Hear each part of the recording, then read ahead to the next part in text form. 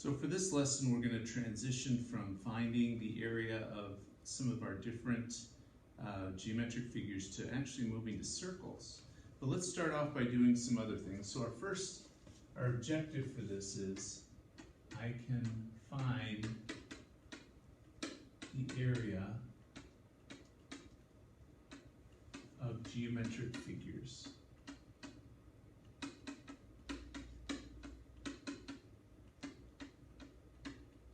So let's have you start off, let's have you try this opening. This opening on your note sheet, it says find the area of the shaded region if the sides of the rectangle are 10 and 4 and the height of the trapezoid is 2 and the bases are 10 and 8.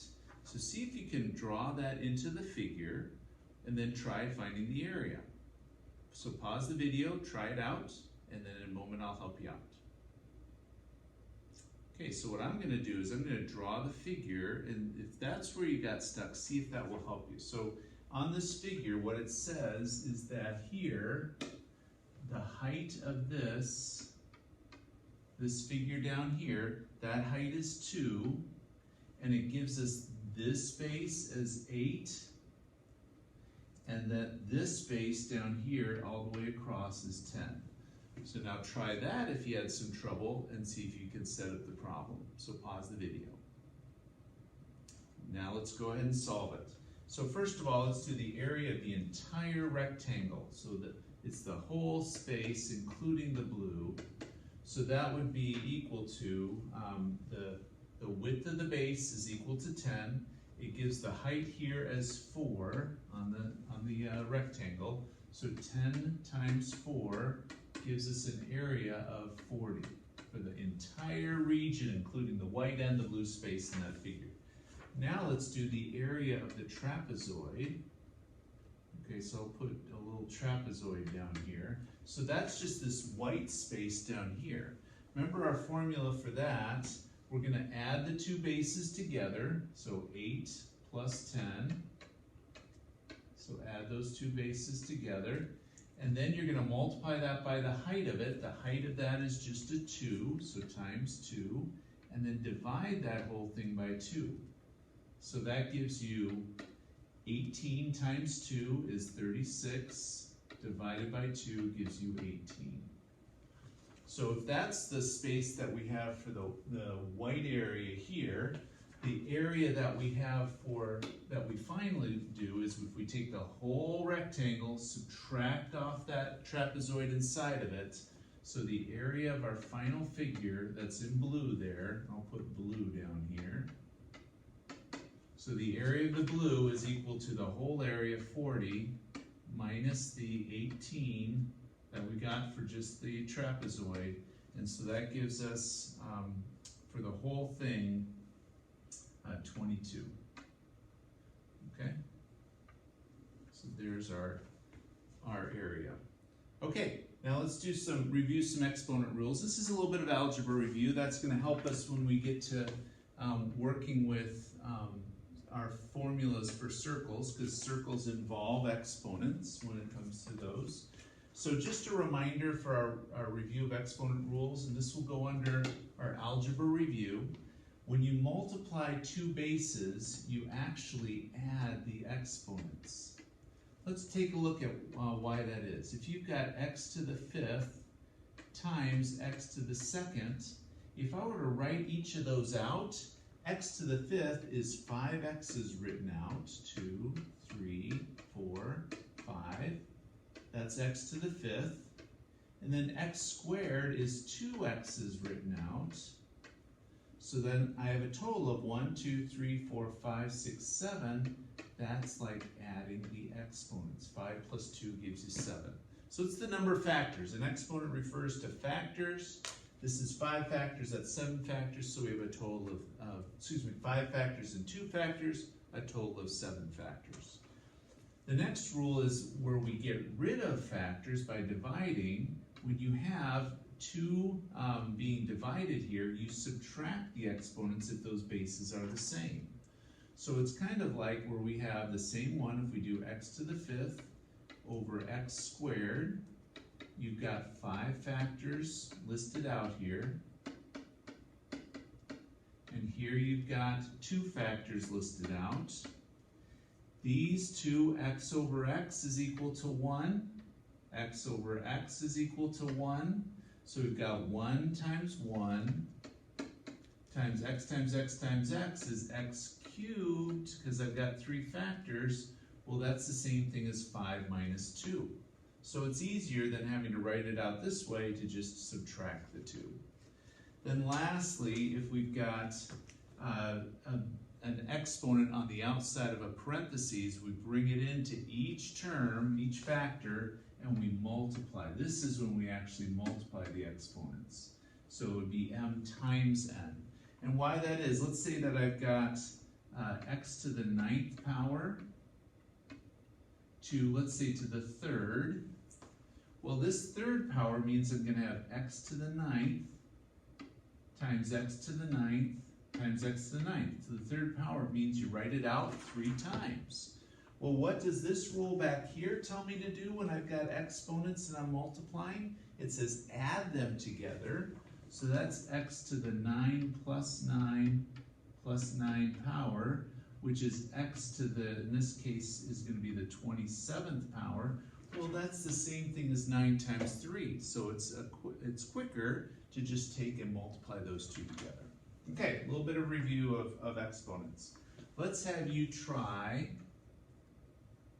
this example here. So the example listed here, see if you can simplify that one, and then I'll join you in just a second after you pause the video and try. All right, let's see how you did. First of all, we're going to take this and we're going to do the cube part. So what it means is we're going to make it 5 cubed. And then since that one already has an exponent, we bring the cube into the 6, we multiply those exponents. So it's going to be x to the 18th. Here we're going to go ahead and the only two that we have in common here, we have 2x to the 9th, and then 2/5 that is, because the 2 goes over the 5, x to the 9th, and then the y's are in common, so I can subtract those exponents. Y to the 7 minus 3 power, and so what I get is 5 cubed is 125, x to the 18th times 2/5, x to the 9th, and then this is going to be y to the 7 minus 3 is 4th power. Now let's combine things that are alike. When we multiply, we're going to use what, remember we have the commutative property. I'm going to bring this 2/5 over to the 125. So 2/5 times 125, I can think of this as over 1. So when I do this, I'm going to get 125 cancels with the 5 and leaves me with, instead of 25, 25 times 2 is equal to 50. I'm going to have x to the 18th times x to the 9th. When you're multiplying, you add exponents. So it's going to be x to, in this case, to the 27th power. And then we've got y, that's the only y there, so we get y to the 4th. So there's our final answer for doing that. That's a pretty complicated one, but that's how you simplify it. All right, to review this algebra part, which is the distributive property. Okay, remember this is where what we did in the last lesson. You're going to go ahead and double distribute. So what you're going to do for this one is you're going to do x times these two. So you get x times 4x is 4x squared. X times minus 5 is negative 5x. Now I'm going to multiply by the 3 times the 4x, and I'm going to get a plus 12x. And then 3 times the minus 5, I get a minus 15. Now I'm going to combine the like terms. So I get 4x squared minus 5x plus 12x is plus 7x, and then minus 15 for the answer. Okay? Now this one, because it's got 3 terms here, we're going to do the triple distributive. We're going to first take and multiply x times each of these. So x times x squared is x cubed, because that's like x to the 1st, times x squared, add those exponents, you get an x cubed. Now we're going to do x times 2x is plus 2x squared. We're going to do x times 10 is plus 10x. Now let's distribute through the negative 6 to each of these. negative 6x squared. Negative 6 times 2x is minus 12x. Okay, and then lastly, the negative 6 times the 10. Negative 6 times 10 gives me negative 60. So when I combine all of those, I get, as a final answer, x cubed, 2x squared minus 6x squared is minus 4x squared when I combine the like terms. 10x minus 12x is minus 2x. And then lastly, we've got our minus 60 at the end, which doesn't have any like terms for it. So that's how you do the distributive property for polynomials. All right, we're going to use some of that at times with our circles. So let's go ahead and do our circle formulas. You're probably familiar with these. You might remember them from before. So the circle formulas for circumference and area are ones we've done before. For circumference, remember circumference is equal to 2 pi times the radius. Okay? Another way to say that then, since 2 radiuses is a diameter, is that circumference equals the diameter times pi. So we could do it with diameter instead.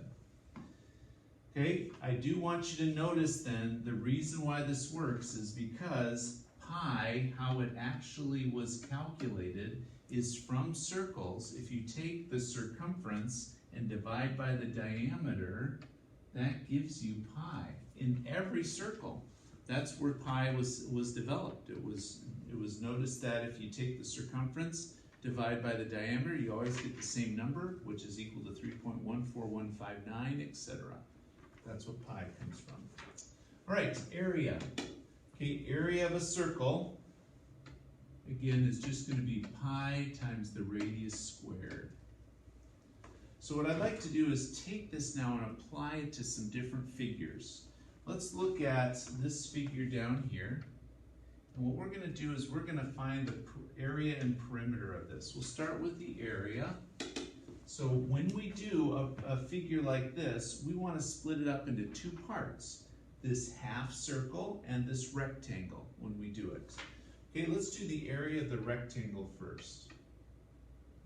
The area of the rectangle is going to be the base times the height. So we're going to go 2x plus 4 times x plus 10.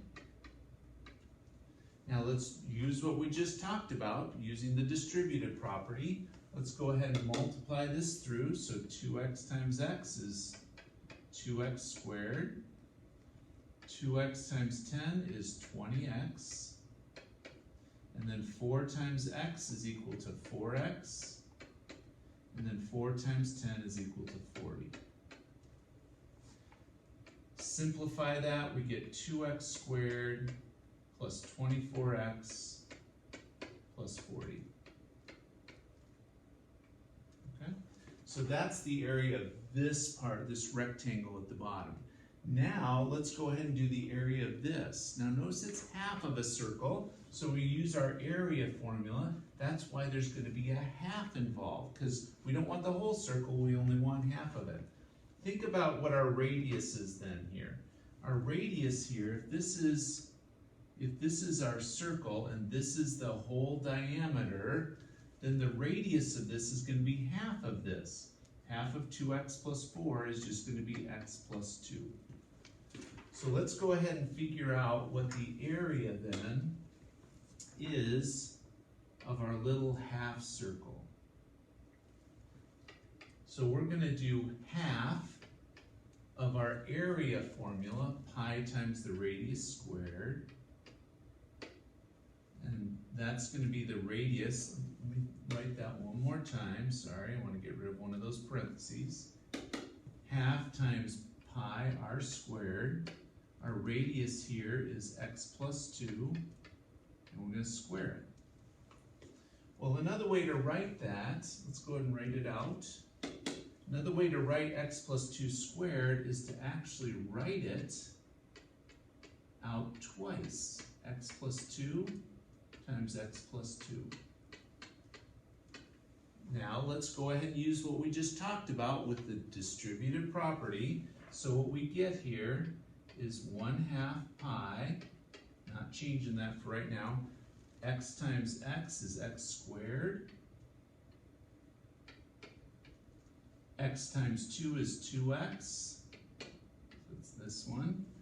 Let's go ahead and do the other one. So we're going to go 2 times x is 2x.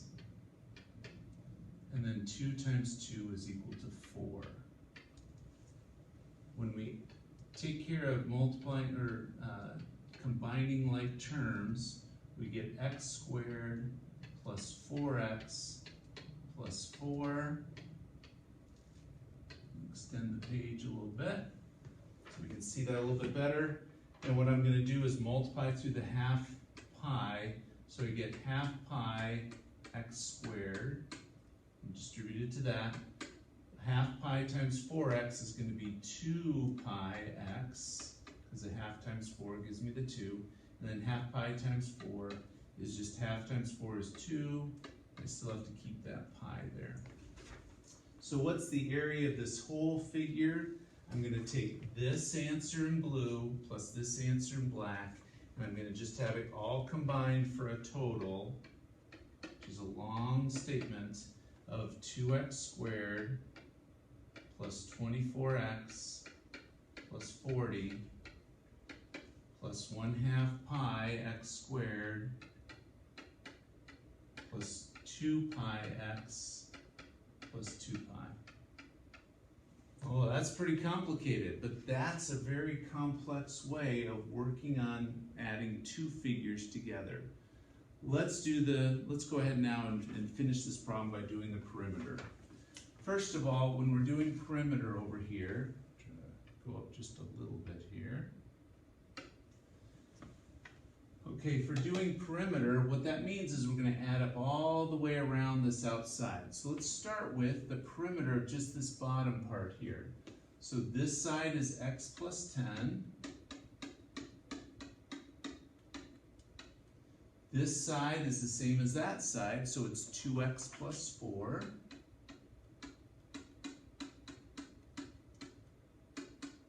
Here I've got another x plus 10. And now what I add on to it, I want to get this thing here. Well, that is a circle. The whole way around, if you want to think of it this way, the perimeter of a circle is the circumference of it.